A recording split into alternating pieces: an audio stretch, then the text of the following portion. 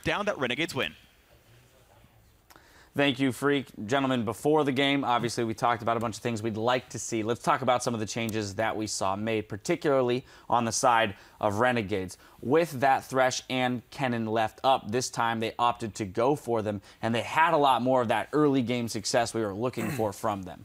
Yeah, total switch around from the last game. Like, Porpoise will touch on the champions in a bit because it was actually his suggestion that they go on more playmakers. But because they had those champions, it enabled them such a more aggressive style, and it allowed them to correct when they made misplays, which I think was the biggest thing. You could just see the big difference there was from them playing a late game scaling comp like Protect the Cog, and went for the Lee Sin, the Kalista, the Thresh, and were they playing Thresh?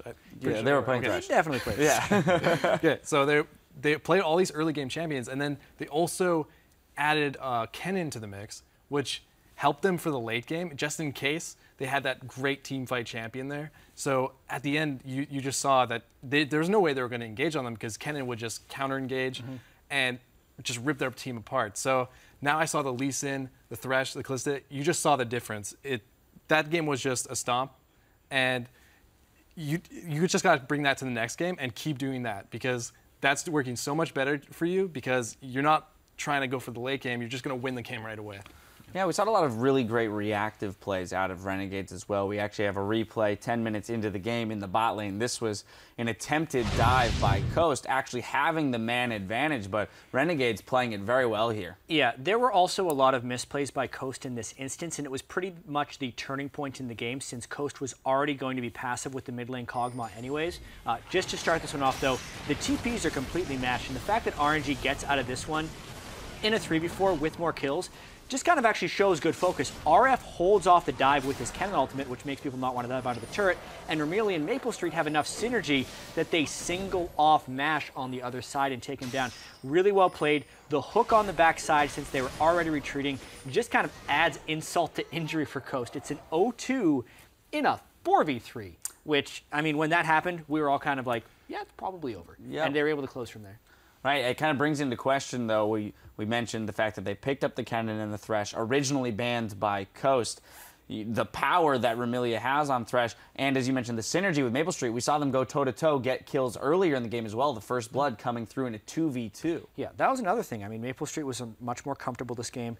He wasn't relegated to playing Kog'Maw that needs to be protected by everyone, and for some reason all the ganks were still going mid lane. Like, this was just a much more measured game across the board from Renegades, and it's kind of a total difference from the first game. Yeah, Porpoise, we did also see Coast throw 3 jungle bans on their side, red side here, as well as the Rek'Sai being banned out by Renegades. Crumb still, though, able to jump onto that Lee Sin. And thoughts on, attacking that jungle pool so deeply? Yeah, I think they were really trying to focus on getting crumbs off of early playmakers, maybe, and he just had the backup, the Lee Sin.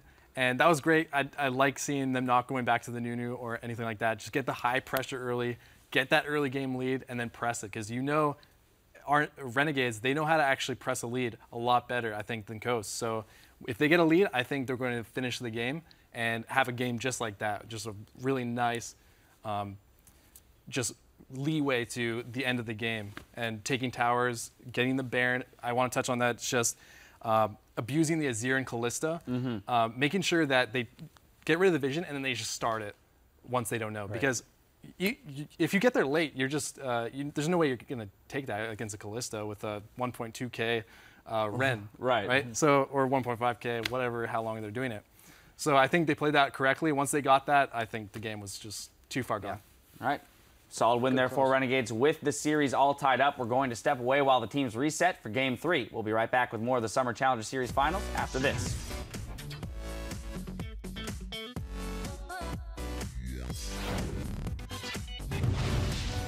It's okay. Game 1 of our scrims always goes that way. Yeah. You know who else always loses Game 1? TSM. He's all one hit away from dying, won't go down, but Alex Ich, can he pick this up? He needs the Q. He is going to land it. TP, they're trying to get Peekin. They got him for sure. Now, will they get much more? Chris teleports in.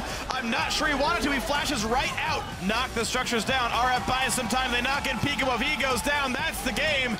A well-controlled game. Renegades fire back.